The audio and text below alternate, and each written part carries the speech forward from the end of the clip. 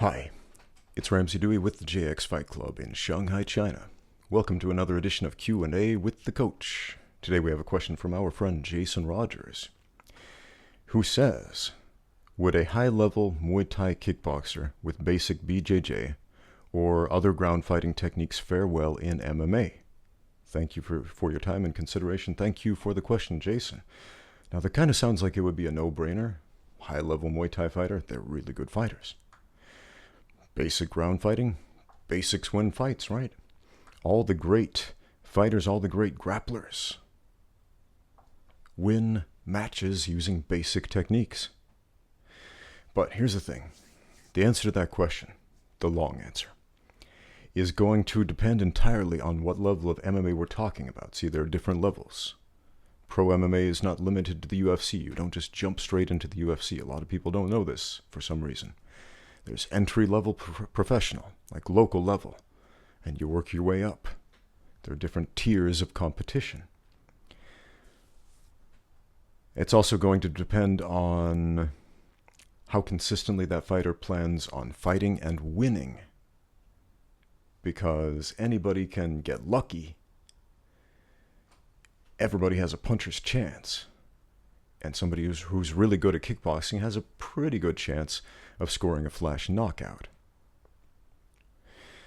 In my first MMA fight, when I made that transition from professional kickboxing to professional MMA, I had zero grappling experience, none.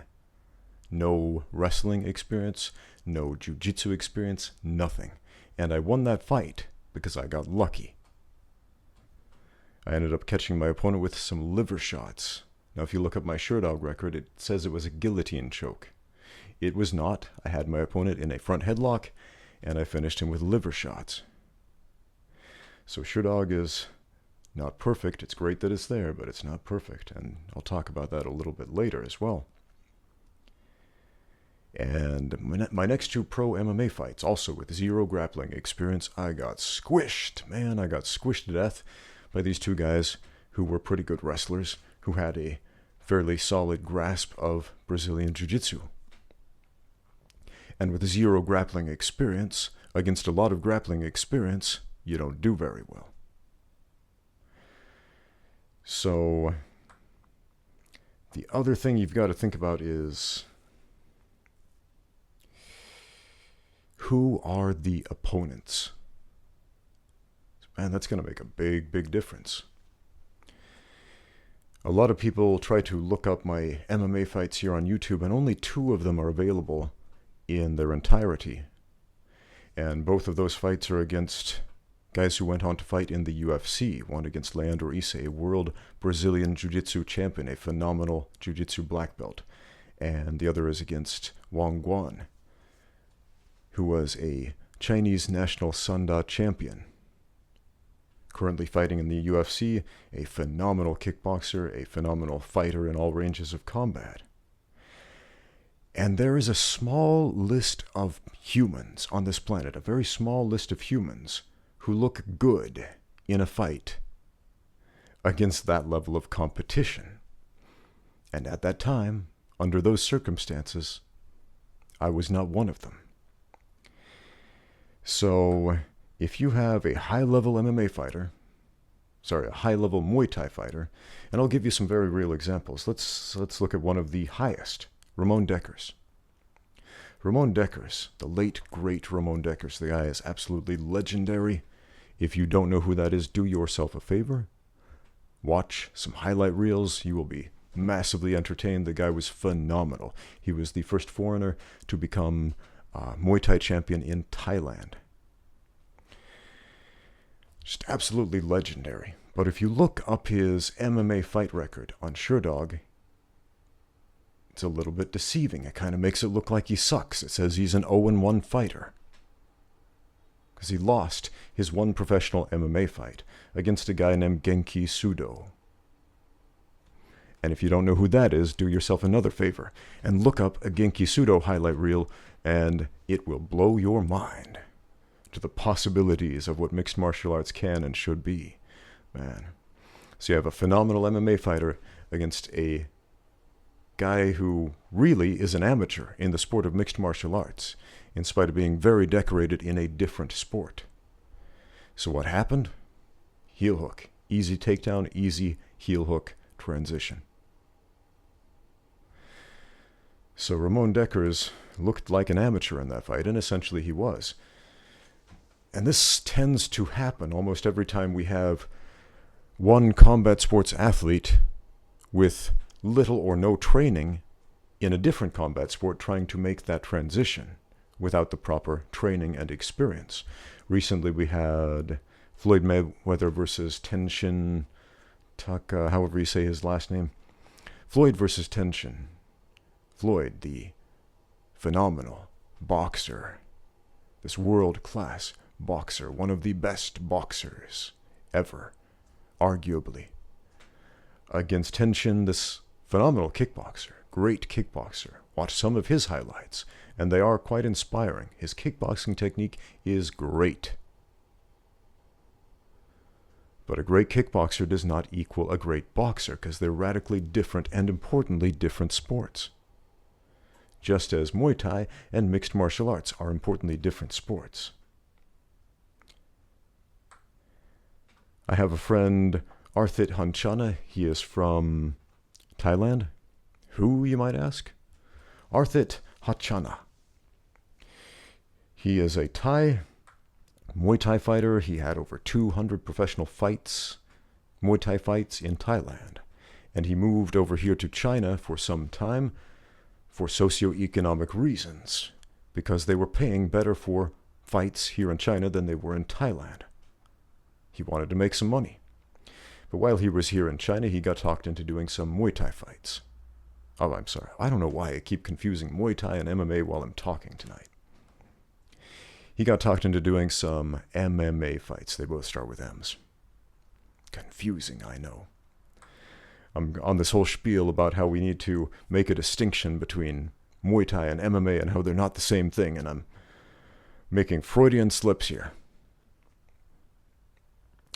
So Arthit, he comes over here to China, he signs up for some MMA fights, and he's a phenomenal Muay Thai fighter. Absolutely phenomenal kickboxer, clinch work, off the rails, amazing. But he gets his butt kicked by these local Chinese guys who found out what jiu-jitsu was just a few months previously. You know, guys who wouldn't be able to hold a mirror to him in a Muay Thai fight, just beating the snot out of him. Why was that transition so difficult for him? I don't know. There is not a long list of high-level Muay Thai fighters who have made the transition successfully to mixed martial arts. And a big reason for that is socioeconomic. Because when you've invested your whole entire life into getting good at one thing, Muay Thai, and then you are asked to do a completely different sport, and if you are not properly trained for that sport, you're not only not going to have longevity in that sport, but it's going to be significantly more dangerous for you. That's not a good idea, man. It's better to stay in your lane, if you will. Here's the thing. And Jason, I don't mean this as a slight on you or to your question. I really do appreciate that you sent me this question. Now, I get a ton of questions like this, probably about 100 a week, asking me, hey, Ramsey, what do you think about such and such a fighting style, a martial art? How would they do in MMA? Or if you had this striking style and gave them a few months of training in wrestling or jiu-jitsu, how would they do in MMA? Do you think they would do well? And the fact that these questions exist in the year 2019 is very telling about how far the sport of mixed martial arts still needs to go.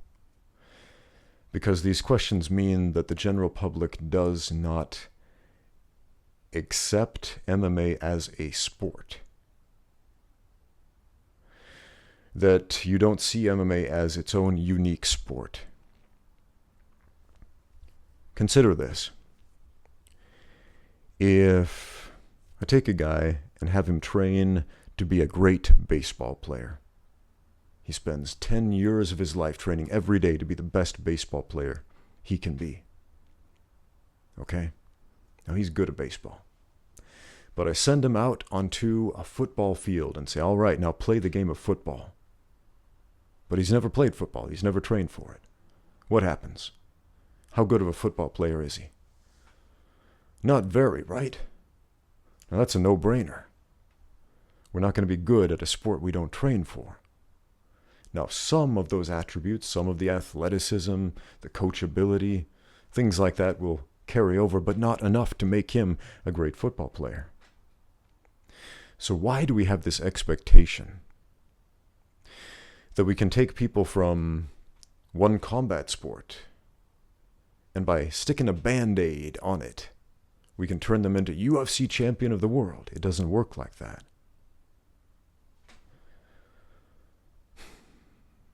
Maybe back in 1994, when the UFC first came out, we might have been able to get away with something like that, but not anymore. MMA is its own unique sport now.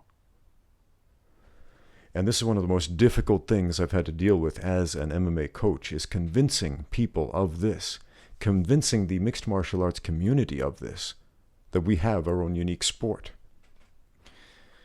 Man, the overwhelming majority of MMA gyms that I have visited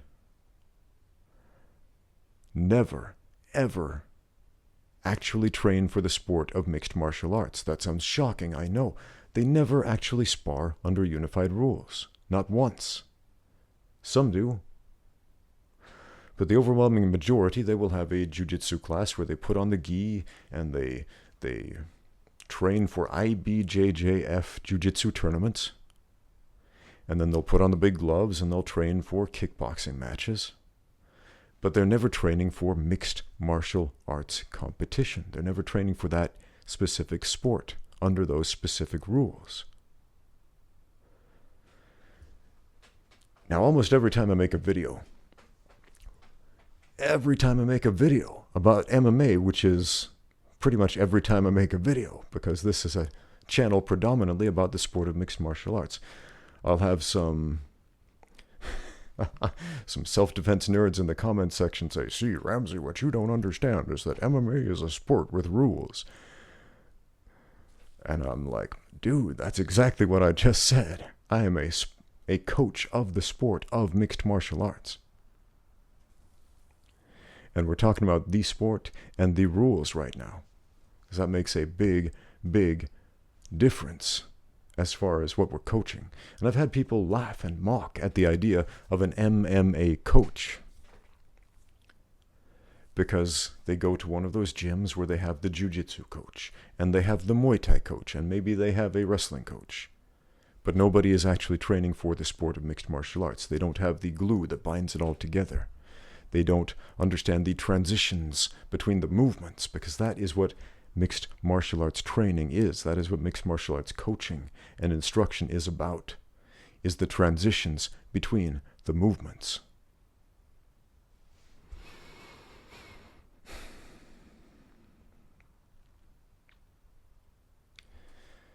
So, Jason, I hope you don't feel like I'm picking on you, because there are some very high-level athletes and coaches out there in the industry who don't believe that the sport they are competing in is actually a sport because of the way that they train. And I'm glad you sent this question in with Muay Thai as an example specifically, because Muay Thai is a great sport, and every successful MMA fighter, every last one of them, trains in Muay Thai. However, there's simply not a long list of high-level MMA fighters. Sorry, I've done it again. There's not a long list of high-level Muay Thai fighters who have successfully made the transition to MMA. So respect the sport as its own sport. If you want to be good at MMA, if you want to have longevity in the sport, if you want to have success in the sport of MMA, you must train in the sport of mixed martial arts. And that is as simple as I can put it. Thank you for the question. If you have any other questions, please leave them in the comments down below or email me at ramseydewey@gmail.com. Thanks for watching. Now get out there and train.